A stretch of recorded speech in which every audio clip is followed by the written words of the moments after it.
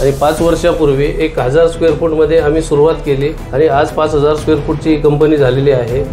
एक welding machine आणि एक शेअरिंग मशीन घेऊन आम्ही सुरुवात केली। 10वी पास झालो। 10वी पास झाल्यानंतर 11वी 12वी केली। 12वी करत असताना ज्यावेळेस 12वी फेल झालो, रिझल्ट आला, आम्हाला असं वाटत होतं आता इलेक्शन आहे, आमदारांबरोबर फिरूया, भरगच्च प्रचार केला, आमदार निवडून आले, पण आम्ही 12वी फेल झालो। त्याच्यामुळे मी परत पुण्यातनं काही परत गावाला गेलो नाही आणि पुण्यात स्थायिक झालो।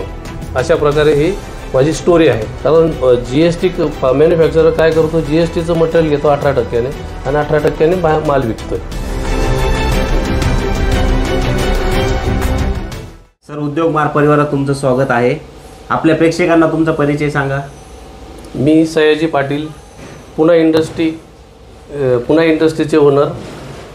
ही कंपनी गेल्या 5 वर्षापासून आपण इस्टॅब्लिशमेंट केलेली आहे आणि 5 वर्षापूर्वी 1000 स्क्वेअर फूटमध्ये आम्ही सुरुवात केली आणि आज 5000 स्क्वेअर फूटची कंपनी झालेली आहे।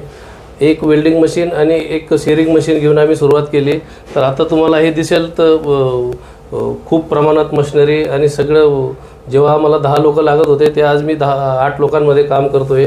म्हणजे मॅनपॉवरही कमी झाली आणि मशिनरी फार जास्त प्रमाणात झालेले आहेत। आमचं इन हाऊस पावडर कोटिंगचा प्लांट वगैरे आहे। सरांचं लोकेशन पिंपरी गावामध्ये सरांची इंडस्ट्री आहे। सर, का आपल्या प्रेक्षकांना तुमच्या एज्युकेशनबद्दल काय सांगाल? 10वी पास झालो। 10वी पास झाल्यानंतर 11वी 12वी केली। 12वी करत असताना आमच्या स्थानिक आमदारांचं इलेक्शन होतं विधानसभेचं। त्या विधानसभेचं इलेक्शन चालू असताना आम्हाला असं वाटत होतं आता इलेक्शन आहे, आमदारांबरोबर फिरूया, आमदार आपल्याला म्हणजे कॉलेजला सांगतील, आमदारांचीच कॉलेज आहे, कॉलेजला सांगतील हे यांना कॉफी वगैरे सगळंच व्यवस्थित चालू द्या, यांना पास होऊन द्या सगळे आपल्या पोरांना, असं वाटलं। म्हणून आम्ही कंटिन्यू आमदारांच्या सहवासात राहिलो, भरगच्च प्रचार केला, आमदार निवडून आले, पण आम्ही 12वी फेल झालो। प्रेक्षकांना लक्षात घ्या, खूप मोठी शिक आहे। जे आज महाराष्ट्रामध्ये जी काही परिस्थिती निर्माण झालेली आहे, जे काही आपलं जे यूथ आहे ते यूथ काय करतंय, जे काही रूरलमधले जे काही त्यांचे स्थानिकचे नेते असतील, आमदार असतील, त्यांच्या संग यंग जनरेशन टाईम स्पेंड करत आहे आणि टाईम स्पेंड याच्यासाठी करते की बाबा यांच्यापासून आम्हाला काहीतरी भविष्यात फायदा होईल। पण एक्झॅक्टली सरांनी सांगितल्याप्रमाणे काहीही फायदा होत नाही। शेवटी तुमचा रिझल्ट यायचा आहे तोच येतो, तोही निगेटिव्ह येतो।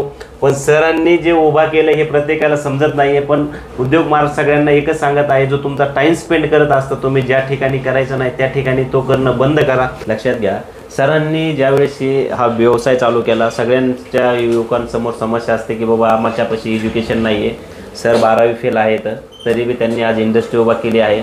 ज्यावेळेस 12वी फेल झालो, रिझल्ट आला 0। वडील 2 दिवस राग केला। राग केल्यानंतर वडिलांना असं वाटलं याचा काही शिक्षणाचा वरती कल दिसत नाही आहे। वडिलांनी प्लॅन चेंज केला। मला आमचं एक शहादा म्हणून हे आहे, तालुका आहे, तिथं ITIला मला टाकलं। मी 2 वर्ष ITI पूर्ण केला। ITI पूर्ण केल्यानंतर मी इलेक्ट्रिकल फील्डमध्ये ह्या उद्देशाने म्हणजे 12वी फेल झाल्यामुळे मी इलेक्ट्रिकल फील्डमध्ये आलो।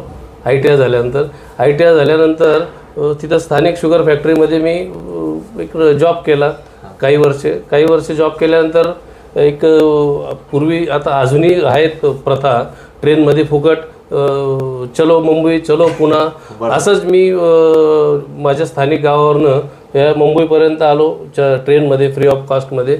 आणि मुंबईवरनं काही मित्र होते माझे, त्यांचे काही रिलेटिव्ह होते, त्यांच्याबरोबर पुण्यात आलो।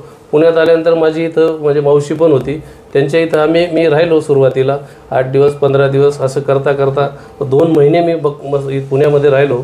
2 महिन्यानंतर पुण्याचा सहवास मला इतका प्रचंड आवडला आणि पुण्याचं वातावरण मला सूट झालं। त्याच्यामुळे मी परत पुण्यातनं काही परत गावाला गेलो नाही आणि पुण्यात स्थायिक झालो। अशा प्रकारे ही माझी स्टोरी आहे प्राथमिक। बरोबर आहे। आणि सर मला हे सांगा, आता काय होतं आहे, एखाद्या युवकाला जर एखादा व्यवसाय करायचा असेल ना, तर त्यांच्या डोक्यामध्ये असं मिथ असतं की बाबा एखादा व्यवसाय करायचा असेल त्यासाठी काय खूप स्पेसिफिकेशन, काय एज्युकेशन पाहिजे, BE झालेली पाहिजे, इंजिनिअरिंग पाहिजे, खूप मोठं भांडवल पाहिजे। अशा युवकांना तुम्ही काय सांगाल की जेणेकरून ते कोणता ना कोणता व्यवसाय चालू करतील? नाही, युवकांना तर एकच सांगणं आहे, ह्या व्यवसाय करायला कुठल्याही शिक्षणाची गरज लागत नाही आणि कुठल्याही पैशाची गरज लागत नाही। हा फक्त मानसिकता असली पाहिजे। ज्याची मानसिकता पॉझिटिव्ह आहे तो व्यवसाय अगदी स्वच्छ आणि प्रामाणिकपणे करू शकतो। फक्त प्रामाणिकता पाहिजे. ज्याला पैसे द्यायचे त्याला पैसेच दिले गेले पाहिजेत. ज्याला हे करायचं आहे, कोणाचेही पैसे 1 रुपया कोणाचा ठेवला गेला नाही पाहिजे. हा उद्देश ठेवून जो माणूस या व्यवसायात येईल त्या व्यवसायात त्यांना प्रगती मिळल्याशिवाय कोणीच रोखू शकत नाही. आणि सर आज काय झालं माहिती आहे का, आता आपण तुम्ही बेसिक फंडामेंटल जे काही पिलर असतात व्यवसायाचे त्यांच्याविषयी सांगितले की फाउंडेशन वगैरे कसं असतं. पण दुसरी सगळ्यात मोठी समस्या असते सर, व्यवसाय करताना इन्व्हेस्टमेंट किती केली पाहिजे. आता ऑलरेडी तुम्ही एवढं मोठी कंपनी उभा केलेली आहे. आपल्या युवकांना काय सांगाल, एखादं जर त्याला एखादा व्यवसाय करायचा असेल, एखादा बिझनेस करायचा असेल तर त्याच्यासाठी मिनिमम इन्व्हेस्टमेंट किती इन्व्हेस्टमेंटमधून व्यवसाय चालू केलेला योग्य राहील. सध्या आजच्या युगात इन्व्हेस्टमेंट अगदी बिझनेस आपल्याला कुठल्या लेवलचा करायचा आहे त्याच्यावरती डिपेंड आहे. बिझनेस जर तुम्हाला सुरुवात करायची असेल तर अगदी 10 रुपयापासून सुद्धा तुम्ही बिझनेस चालू करू शकतात. आणि आपली मेंटॅलिटी किंवा आपली मानसिकता पाहिजे व्यापार करण्याची. बरोबर. कारण व्यवसाय करायला फार संयम ठेवावा लागतो. व्यवसाय हा फुकट कोणालाच मिळत नाही. रक्ताचं पाणी करावं लागतं आणि 12-12 तास 14-14 तास काम करावं लागतं तर बिझनेस भेटतो. अदरवाईज तुम्ही लाखो रुपये टाकले, करोडो टाकले तरी त्याच्यातनं व्यवसायातनं शून्यच निघणारे, प्रगती होणार नाही. बरोबर. आणि सर काय माहिती आहे का, आज महाराष्ट्रामध्ये एखादा व्यवसाय जर तर युवक करतात बी स्टार्ट केल्यानंतर ते काय करतात, आता खूप छोटे व्यवसाय करतात. एखाद्याने पेपर कपची मशीनचा व्यवसाय चालू केला, पेपर क्लेप मॅन्युफॅक्चरिंग असेल, बाकी इत्यादी व्यवसाय असतील. पण ते काय करतात, एक व्यवसाय चालू केल्यानंतर 5 लाखाची गुंतवणूक केली, 50-60 हजार रुपये कमवतात. पण त्यांचं व्हिजन नसतंय, म्हणजे हा व्यवसायामधून 50 रुपये आलेत आपल्याला, हे 50 रुपये आपण इन्व्हेस्ट केलेत, हा बिझनेस एक्सपांड होईल. म्हणजे अशी त्यांची जी मेंटॅलिटी असते ते युवकांना काय सांगा, जो तुमचं जे रेव्हेन्यू जनरेट होतं ते योग्य ठिकाणी कसं इन्व्हेस्टमेंट केलं पाहिजे. युवकांना तर मी एकच सांगेल, कुठलाही व्यवसाय करतायत, जी 100 रुपयाची वस्तू आहे, 100 रुपयाच्या वस्तूमध्ये 100 रुपयाची वस्तू विकल्यानंतर 100 रुपये काय आपल्या खिशातले नाही आहेत. त्यापैकी फक्त 10 रुपये आपल्या खिशातले आहेत, ते 90 रुपये रॉ मटेरियलचे आहेत. 100%. त्याच्यामुळे ते पहिले त्यांनी काय करायला पाहिजे, जे 90 रुपये आहेत ना ते फक्त सेकंड रिपर्चेसिंगसाठी ते 90 रुपये आहेत तसेच ठेवले पाहिजेत. आणि ह्या 10 रुपयामध्ये रेंट, मॅन्युफॅक्चरिंग खर्च आणि त्याचा स्वतःचा खर्च, हा खर्च त्याने 10 रुपयात भागलं पाहिजे. आणि त्याच्या स्वतःच्या खर्चासाठी फक्त त्या 10 रुपयात नाही ना, त्याने 1 रुपया फक्त त्याने वापरला पाहिजे स्वतःसाठी आणि 9 रुपये त्याने त्या युनिटवरती खर्च केले पाहिजेत. 100%. कमीत कमी सुरुवातीला 5 वर्षे तरी त्याने त्या व्यवसायामधनं रिटर्नची अपेक्षा अजिबात नाही ठेवायची. फक्त आपल्याला 2 वेळचं जेवायला भेटतं आणि काम करायची, प्रामाणिकपणे मेहनत करायची तयारी असली पाहिजे त्याची. 100%. 5 वर्ष त्याने वेट केलं पाहिजे. 1-2 वर्षात व्यवसाय कुठलाच डेव्हलप होत नाही. आणि काय होते सर, आज सकाळी मी येत होतो, आता मी दररोज 50-60 जणांना फोन येतात युवकांचे, ज्या महाराष्ट्रामधले जे बरेच माणसांचे. पण प्रत्येकाला काय होते, प्रत्येकाचा एक कॉमन प्रश्न असतो, सर आम्हाला व्यवसाय करायचा आणि तो कोणता करायचा. तर तुम्ही काय सांगाल की व्यवसाय निवडताना तो कसा निवडला पाहिजे करताना. आता एक सांगायची गोष्ट जर झाली, व्यवसाय निवडताना ज्यावेळेस आपण मार्केटमध्ये जातो, मार्केटमध्ये गेल्यानंतर आता मला एक समजा याचा पार्करचा पेन पाहिजे. हो. आता 10 ठिकाणी मी पार्करचा पेन विचारला, 10 ठिकाणी जर मला पार्करचा पेन नाही भेटला, बरोबर, तर पार्करचा पेनची डिमांड आहे हे त्याच्यातनं सिद्ध झालं. बरोबर बरोबर आहे. तसा व्यवसाय करताना समजा आपण जर मार्केटमध्ये गेलो, मार्केटमध्ये गेल्यानंतर काही आपल्याला एखादा आयटम आहे, 50 दुकानं फिरून जो आयटम आपल्याला मिळत नाही आहे त्या आयटमवरती कॉन्सन्ट्रेट करायला पाहिजे. बरोबर. माझ्या शेजारच्याने चहाची टपरी टाकली म्हणून आपण ही चहाचीच टाकायला पाहिजे. चहाची टपरी टाकून हा मोठा झाला, याचा बंगला झाला, अरे पण तू नाही झाला ना, त्याच्या वाटेचं होतं. 100%. तुला काय करायचं असेल तर तू निवड. आपल्या मराठी माणसा हात प्रॉब्लेम, आपल्या लोकांचा, आपल्या मराठी काय प्रत्येकाचा, शेजारच्या दुकानदाराचाही तो प्रॉब्लेम आहे. याचा एवढा मोठा व्यवसाय झाला, आता माझ्यासमोर तो सायकलवर होता आणि आता कारमध्ये फिरायला लागला. पण ते प्रत्येकाच्या ज्याच्या त्याच्या नशिबाचा भाग असतो. जो कारमध्ये फिरतो किंवा ज्याचा व्यवसाय मोठा होतो त्याचं नशीब त्या स्टेजला त्याला घेऊन जातं. बरोबर. पण लोकांचा हेवा न करता प्रत्येक युवकांनी असा विचार करायला पाहिजे, अगदी छोट्यापासून सुरुवात करायला पाहिजे आणि छोट्या व्यवसायातनं आपली त्या प्रगती करता आली पाहिजे. वडिलांचे पैसे आहेत म्हणून 5 लाख रुपये घ्यायचे, मशीन घ्यायची किंवा कर्ज मिळतं प्राईम मिनिस्टर फंडातनं, मुख्यमंत्री फंडातनं, ते पैसे भेटतात 30% 35% सबसिडी भेटते म्हणून कर्ज घ्यायचं आणि ते कर्ज बुडवायचं. बरोबर असं करण्यापेक्षा 100 रुपया 200 रुपया 500 रुपयापासून मटकी विकून लोकांनी बंगले बांधलेले आहेत. नाही ना, आहेत बरोबर आहेत उदाहरण आहे. मटकी म्हणजे जे आपण रात्री मटकी हरभरे चणे वगैरे हे जे आहेत ना रात्री भिजत घालायचे आणि दुसऱ्या दिवशी विकायचे, हे विकून सुद्धा लोकांनी बंगले बांधलेले आहेत. बरोबर 100%. म्हणजे छोट्यापासून सुरुवात केली, जो छोट्यातनं सुरुवात करेल आणि संयम ठेवेल तो अगदी यशस्वी होणारच. सर आता ज्यावेळेस तुम्ही हा व्यवसाय स्टार्ट केला होता, व्यवसाय स्टार्ट केल्यानंतर प्रत्येकाला स्टार्ट करतो व्यवसाय, पण जो बनवलेला प्रोडक्ट असतो तीच सगळ्यांसमोर समस्या असते की बनवलेला प्रोडक्ट लोकांपर्यंत कसा पोहोचवायचा, ह्याची मार्केटिंग कशी करायची. आपण परवा दिवशी भेटलो होतो, तुम्ही त्यावेळेस सांगितलं होतं मला मी आजपर्यंत कोणताही ऑनलाईन प्लॅटफॉर्मवर मुलाखत वगैरे दिलेली नाही, मार्केटिंग केलेली नाहीये. तर तुम्ही ह्या व्यवसायाची पहिले ज्यावेळेस चालू केली आणि आता कशा प्रकारची मार्केटिंग चालू असते? तर आता आम्ही जेव्हा व्यवसायाला सुरुवात केली, व्यवसायाला सुरुवात ज्यावेळेस मी आता 25 वर्षे कॉन्ट्रॅक्टिंग करत होतो. 25 वर्षे कॉन्ट्रॅक्टिंग करत असताना ज्यावेळेस माझ्याकडे 2-2.5 करोडचे PCMCचे कामं होते, तर ते कामं चालू असताना मी मार्केटमध्ये मला मार्च एंडिंग होता. मार्च एंडिंगला आपल्याला रॉ मटेरियल किंवा आपलं कॉन्ट्रॅक्टरला मटेरियल फार लागतं, परचेस करणं गरजेचं राहतं. मग ते परचेस करत असताना जसं मी सुरुवातीला सांगितलं मार्केटमध्ये डिमांड कशाची आहे, बरोबर, तर तसं मी काही आयटम नाही का असं हे करायला गेलो. तर मला मॅन्युफॅक्चररने काय सांगितलं, नाही मार्चमध्ये मिळणार नाही. आता मी जानेवारीत मटेरियल घ्यायला गेलो तरी मार्चपर्यंत मला जर मटेरियल मिळणार नसेल आणि मला मटेरियल तर 31 मार्चच्या आतच पाहिजे कुठल्याही परिस्थितीत, 100%. मग ते पुण्यातनं असो किंवा कुठून बी असू द्या, ते मला घेणं गरजेचं होतं. ते मटेरियल मला मार्चमध्ये मिळणारच नव्हतं. 10 मॅन्युफॅक्चररकडे गेलो तरी मला मिळालं नाही. शेवटी मी त्याच मार्चमध्ये निर्णय घेतला, यस आपल्याला हाच व्यवसाय करायचा. अच्छा. आणि ते ठरवलं आणि मार्च एप्रिल मे जूनमध्ये जागा बघितली. म्हणजे काही डोक्यात असं नाही का फार मोठं ध्येय घेऊन किंवा असं विचार नाही. एक जागा बघितली, 1 गुंठा जागा बघितली, त्याचं फुटिंग वगैरे सगळं आम्ही स्वतःच्या खर्चाने केलं. ह्याच जागेवरती स्वतःच्या खर्चाने केलं. शेवटी आम्ही अंदाज घेतला ह्या एवढ्याशा बांधकामाला आम्हाला 3 लाख रुपये खर्च येत होता. आणि त्यावेळेस 3 लाख रुपये इन्व्हेस्टमेंट म्हणजे जास्त आमच्या हायर साईडला जात होती.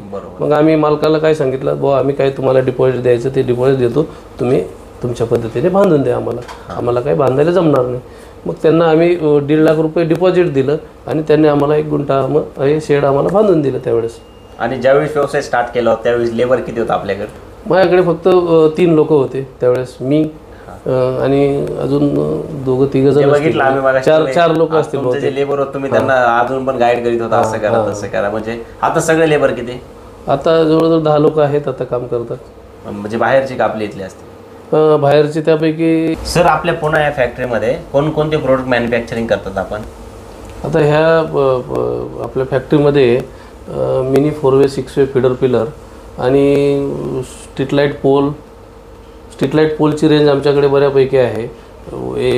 3 मीटरपासून 3 meter 4 meter 5 meter 6 meter 7 meter 8 meter 9 meter आणि 12 मीटरपर्यंत आम्ही स्ट्रीट लाईट ते राऊंड ट्यूबलर पोल आम्ही मॅन्युफॅक्चरिंग करतो. हे स्ट्रीट लाईट पोल बरोबर जे ब्रॅकेट लागतात ते ब्रॅकेटही आम्ही इनहाऊस मॅन्युफॅक्चरिंग करतो. पोलसाठी फाउंडेशन बोल्ट लागतात, ते फाउंडेशन बोल्टही आम्ही आमचे इनहाऊस मॅन्युफॅक्चरिंग करतो.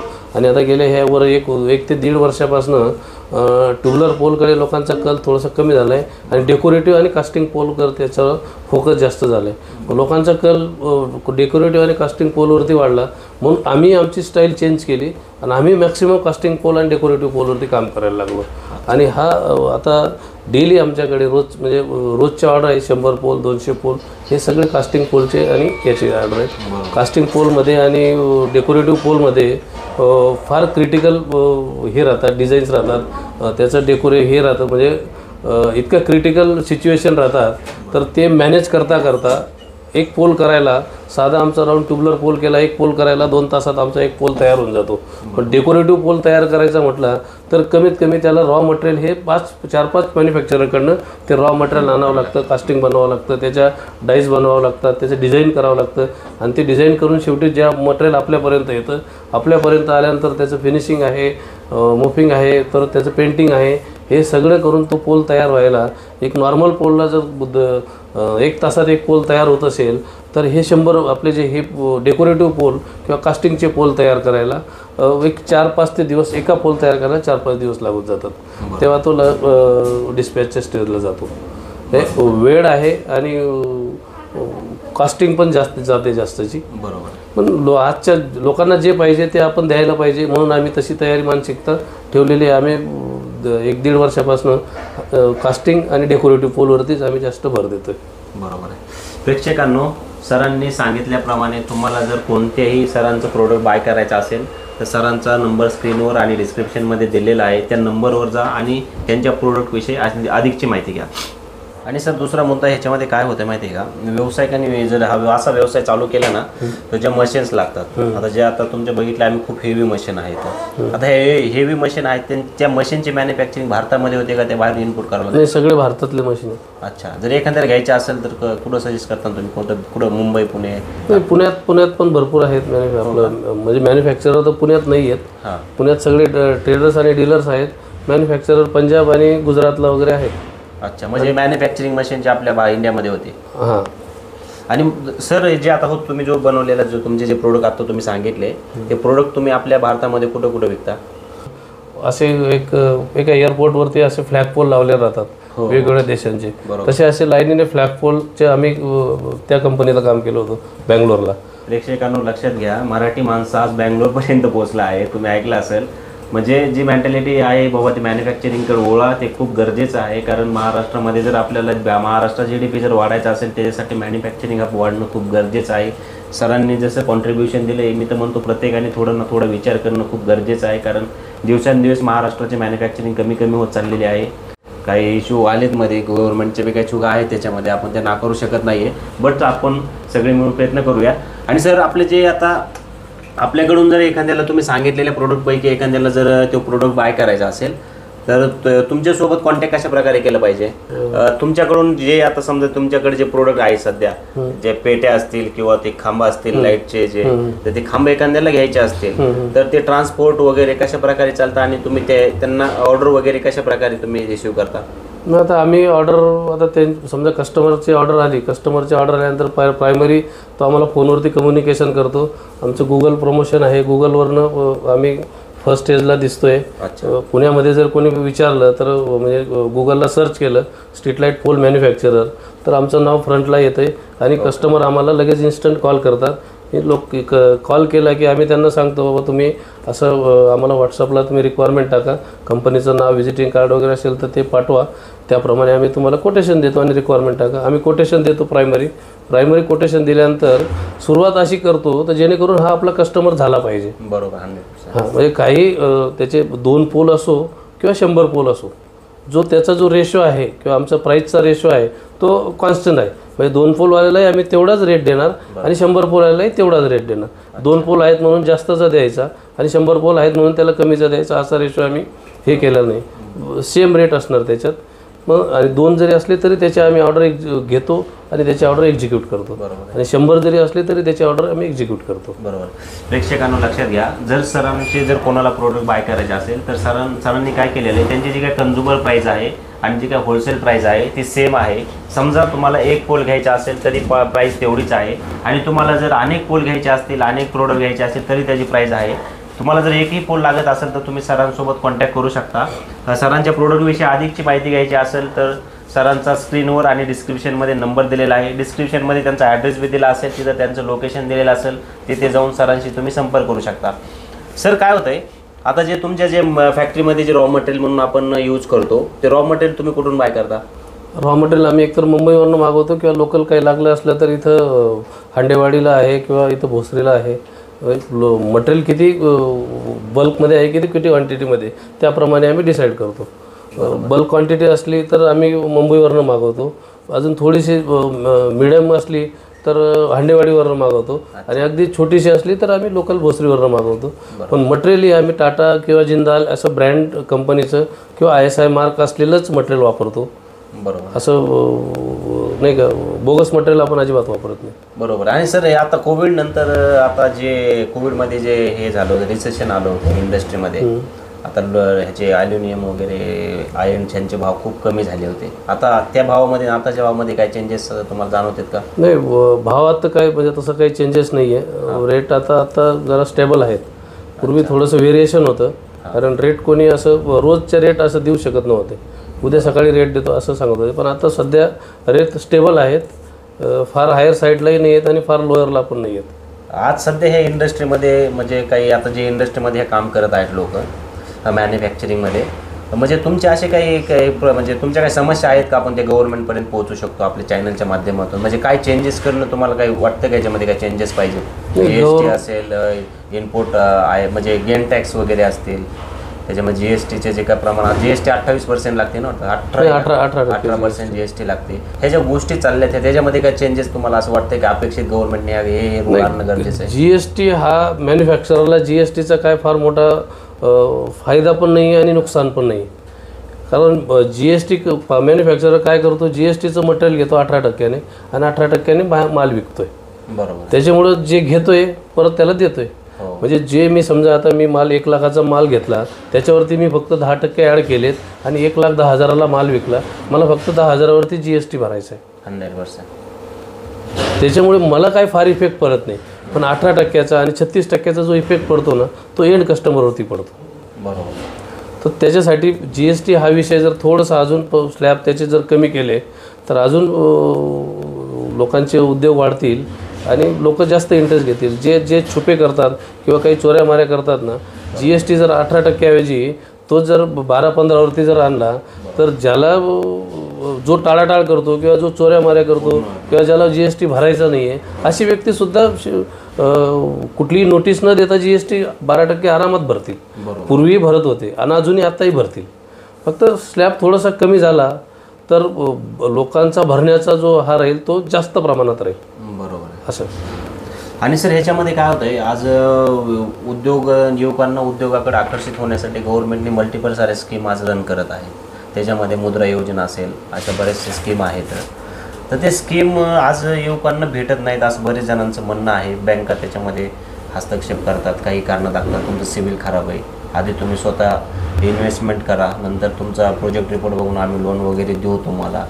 तर तुम्ही त्या युवकांसाठी काय सांगाल की बाबा कोणती प्रोसिजर वगैरे, कॉन्टॅक्ट बँकेच्या सोबत तुमचं सिबिल स्कोअर वगैरे ह्याच्या गोष्टी मेंटेन करून लोन घ्यायच्या असतात, त्यांच्यासाठी काय सांगाल तुम्ही की सुरुवात करताना? आता पहिली गोष्ट सिबिल स्कोअर जे आहे, हा सिबिल स्कोअर म्हणजे तुमची लायकी आहे, थोडक्यात तुमची पोच पावती आहे, तुम्ही किती तुम्ही पोच आहेत किंवा तुम्ही किती लोकांना पैसे वेळेवरती दिलेले आहेत किंवा तुम्ही म्हणजे डिफॉल्टर आहेत थोडक्यात, हा सिबिलचा स्कोअर आहे. पण जर ॲटलिस्ट तुम्ही जर डिफॉल्टर असाल तर का बँकेने कर्ज द्यावं? नाही सर, हे तर इथे प्रॉब्लेम काय झाले तर आता मराठवाड्यामध्येच मी बघितलंय काय होतं, जे फार्मरला लोन दिलेले असते आणि त्याच्यामध्ये काही युवक बी असतात.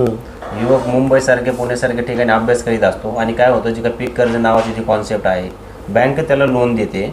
लोन दिल्यानंतर तो विद्यार्थी जातो, लोन वगैरे घेतो. पण काही वेळेस काय होतं, बँका काय करतात, रिकव्हरी वगैरे व्यवस्थित करणार शेतकऱ्यांचे. पण एक्झॅक्टली बँकांच्या चुकामुळं एक्झॅक्टली ते सगळं तो कारभारच असा चालतो. ते मुलांची सुद्धा सिबिल खराब झालेले त्या लफड्यामध्ये.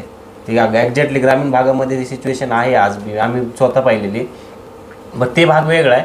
पण इन्व्हेस्टमेंट करताना युवकांना इन्व्हेस्टमेंटसाठी काय सांगाल तुम्ही? म्हणजे व्यवसायाच्या सुरुवातीला सगळ्यात मोठा गाभा जर काय असेल ना सर, आता प्रत्येकाला ना असं व्यवसाय करायला खूप आवडतं आहे आणि व्यवसाय जर करायचा असेल, इन्व्हेस्टमेंट नसते म्हणून तो विद्यार्थी काय करतो, पुण्यासारख्या ठिकाणी येतो, 5-5 वर्ष अभ्यास करतो ह्याच्या नावाखाली की मला व्यवसाय करायला इन्व्हेस्टमेंट नाही, माझ्यापाशी काही पर्याय नाही ह्याच्याशिवाय. म्हणजे तिथं खूप मोठी इकॉनॉमी, जिथं काय टॅक्स भरून आपण थोडाफार हातभार लावणार आहोत आपल्या गव्हर्नमेंटसाठी, आपल्या देशासाठी, तिथं टाळतं आहे माणूस. तर त्या युवकांना काय सांगाल की बाबा काही करा, स्टार्ट करा, वडापाव विका, हे करा ते करा, पण व्यवसाय करा? नाही, मी तेच पूर्वी पण आता मगाशी तेच सांगितलं ना, व्यवसाय फार इन्व्हेस्ट करायलाच पाहिजे किंवा इन्व्हेस्ट केल्यावरच व्यवसाय मोठा होतो, हे म्हणजे हा कन्सेप्टच चुकीचा आहे. बरोबर. व्यवसाय करताना पैशाची गरजच पडत नाही आहे. तुमची फक्त जिद्द असली पाहिजे, व्यवसाय करायची मानसिकता असली पाहिजे. येस, मी करणार आणि मी जिंकणार. वडापावची गाडी टाका किंवा कुठलंही काही भाजी विकून व्यवसाय करा, पण करा, हे करायचं आहे, लाज वाटली नाही गेली पाहिजे कुठल्याही कामाची. बरोबर. पेशन्स ठेवणं खूप गरजेचं आहे. सर, आता एवढी मोठी फॅक्टरी उभा केली आहे, भरपूर सारे लेबर पण कामाला आहे. आपल्या प्रेक्षकांना आता सगळ्यात मोठा असा प्रश्न पडला आहे की सरांचं ओव्हरऑल इन्कम किती होतं आहे? तर आज ओव्हरऑल इन्कमचा जर विचार केला तर टॅक्स कटिंग करून आम्ही 6 लाख रुपये ओव्हरऑल इन्कम आहे आमचं पर मंथ का? तर आज काय होत आहे, आपले जे युवक आहे ना, युवक काय करते, माझे रिलेटिव्ह माझे मित्र असेल की त्यांच्यासाठी खूप टाइम स्पेंड होतो, पण एक्झॅक्टली ज्या व्यक्तीला मदत केलेली असते, म्हणजे त्या अनपेक्षित वेळेला आपण त्याला मदत केलेली असते, पण एक्झॅक्टली आपल्याला त्यावेळेस त्या व्यक्तीची गरज असते की फॉर एक्झाम्पल आपल्याला एखादा व्यवसाय चालू करायचा आहे, एखादं दुसरं काम चालू करायचं आहे. तुमच्या अनुभवानुसार हे व्यक्ती कामाला येतात का? काही टक्केला येतात लोक, पण काही टक्के तर त्यापैकी 70% तर म्हणतो कोणीच कामाला येत नाही. फक्त गप्पा मारायला, बसायला, जेवायला, सर्व कार्यक्रम करायला सोबत राहतील आणि जोपर्यंत आपल्या समोर आहे तोपर्यंत आपल्याला दादा म्हणतात. आपण बाजूला झालो की माधरचोत कसलं दादा, ते काय दादा म्हणायचं लायकीचं आहे का, 100% असं हे बोलतात. प्रत्येक माणूस म्हणजे कुठल्याही बैठकीत तुम्ही बसा, हे असं वागणं लोकांचं आहे. त्यापैकी 70% लोक चांगले आहेत, 30% लोक असे बोलणारे आहेत. आणि जर समजा जेव्हा तुम्ही सुरुवात व्यवसायाची करतात ना, त्यावेळेस नातेवाईक म्हणा किंवा कोणी पाहुणे वगैरे म्हणा, हे काय म्हणतात, हे काय लाखाचे 12,000 करायला आलेलं आहे, याचं काही खरं नाही, हे काही नाही करू शकत, हा असंच टाईम वेस्ट करणार आणि पैसाही वेस्ट करणार, असं हे आपले लोक बोलतात. प्रत्येकाला म्हणजे प्रत्येक व्यापाऱ्याला हे अनुभव आलेलेच असणार आणि येतातच, नातेवाईक हे बोलणारच. आणि तुम्ही ज्यावेळेस व्यवसाय चालू केला होता सर, त्यावेळेस तुम्हाला अशी स्पेसिफिक मदत केली होती कोणी? नाही, मुळात काय माहिती आहे का, मी आणि माझी बायको आम्ही आजपर्यंत कुठल्याही नातेवाईकाची किंवा कुठल्याही तिच्या आईवडिलांकडनं नाही किंवा माझ्या आईवडिलांकडनं नाही, 1 रुपयाची न मदत घेता मी आणि माझ्या बायकोने हा व्यवसाय उभा केलेला आहे. आणि जितकी माझी मेहनत आणि जितकं माझं श्रेय या कंपनीसाठी आहे, तेवढंच श्रेय माझ्या बायकोचं पण आहे.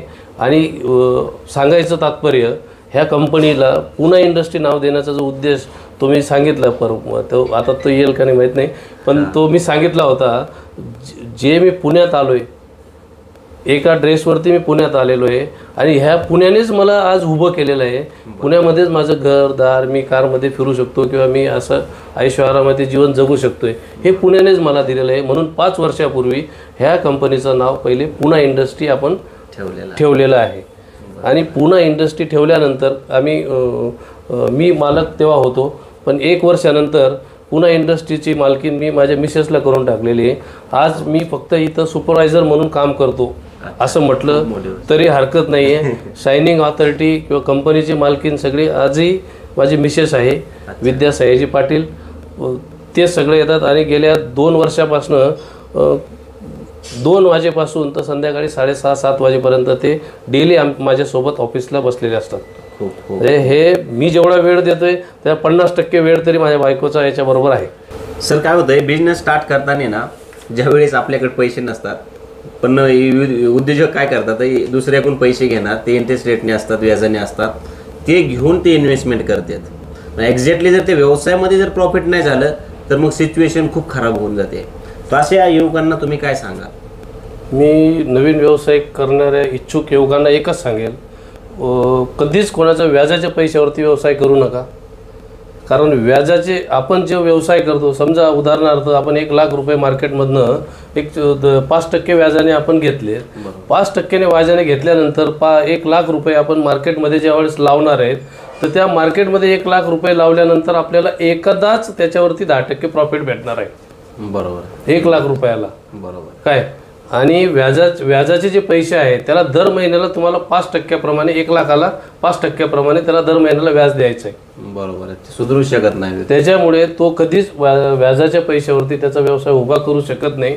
आणि व्याज घेणारे ह्या माणसाला कधी सुखी राहू देणार नाहीत. बरोबर, आणि देत नाही. दुसरं, कर्ज. व्यवसाय जितका विना कर्ज घेता येईल किंवा करता येईल तितका जास्तीत जास्त लोकांनी विना कर्ज व्यवसाय केला गेला पाहिजे. बँका खूप आहेत, एक नुसता फोन क्लिक केला ना, मिस कॉल दिला तरी तुम्हाला अकाउंटला 50 लाख रुपये, 50,000 रुपये. आजची स्टेज अशी आहे, इतकं सोपं हे झालेलं आहे लोन प्रोसेस. वन क्लिक केलं तरी 50,000 रुपये तुमच्या अकाउंटला येऊन जातात, इतकी लोनची प्रोसेस सोपी झालेली आहे. त्यामुळे मिळतंय म्हणून घ्यायचं, हा या आपल्या लोकांनी टाळलंच पाहिजे आणि टाळायलाच पाहिजे. हे जर नाही टाळलं तर तुम्ही रस्त्यावरती आल्याशिवाय राहणार नाही. बरोबर. त्याच्यासाठी व्यवसाय करायचा असेल तर छोट्यात न करा. सुरुवात 100 रुपये, 500 रुपये, 1000 रुपये, 50,000पासून सुरुवात करा. पण 50 लाख कर्ज काढून त्याच्याला परत ते 50,000वरती यायचे स्वप्न नका बघू. बरोबर आहे. सुरुवात स्टेप बाय स्टेप करा. आता आम्ही हा व्यवसाय जेव्हा चालू केला ना तर त्यावेळेस एक वेल्डिंग मशीन आणि एक ड्रिल मशीन आणि एक साधी 50,000ची काहीतरी एक शेरी आपलं बेंडिंग मशीन, असं 3 आम्ही मशीन आणल्या होत्या. 3 मशीन आणल्यानंतर 1000 स्क्वेअर फूटमध्ये मशीन कुठं आहेत हे सुद्धा आम्हाला दिसत नव्हतं. बरोबर. पण आम्ही काय असं त्यावेळेस हा नाही केलं, अरे एवढ्या छोट्याशा याच्यात मशीन. आम्ही व्यवसाय सुरुवात केला. हळूहळू सुरुवात करता करता एक मशीन घेतलं, दुसरं मशीन घेतलं, तिसरं मशीन घेतलं, चौथं मशीन घेतलं, 5वं मशीन घेतलं.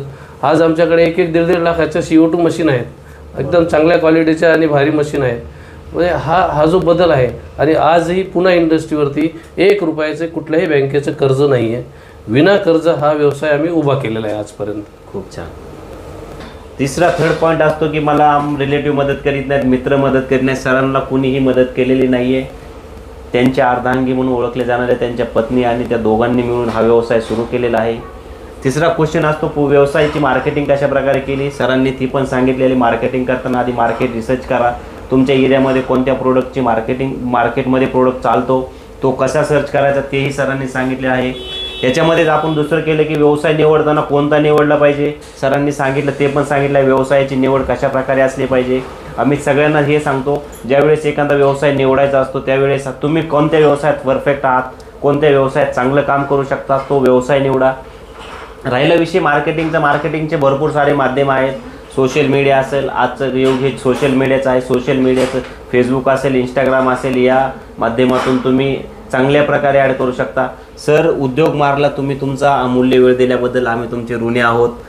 आणि आपल्या जे युवकांना तुम्ही जी काही रिअलिस्टिक परिस्थिती आहात त्यांच्यापुढे निदर्शनास आणून दिली त्याबद्दलही आम्ही तुमचे आभारी आहोत. प्रेक्षकांनो, उद्योग मार्गचं हे जर काम आवडलं असेल, सरांची पुन्हा इंडस्ट्री आवडली असेल, त्यांचा प्रवास आवडला असेल तर आपल्या चॅनलला लाईक, शेअर आणि सबस्क्राईब करायला विसरू नका. पुन्हा भेटू एका नवीन बिझनेससोबत. तोपर्यंत जय हिंद.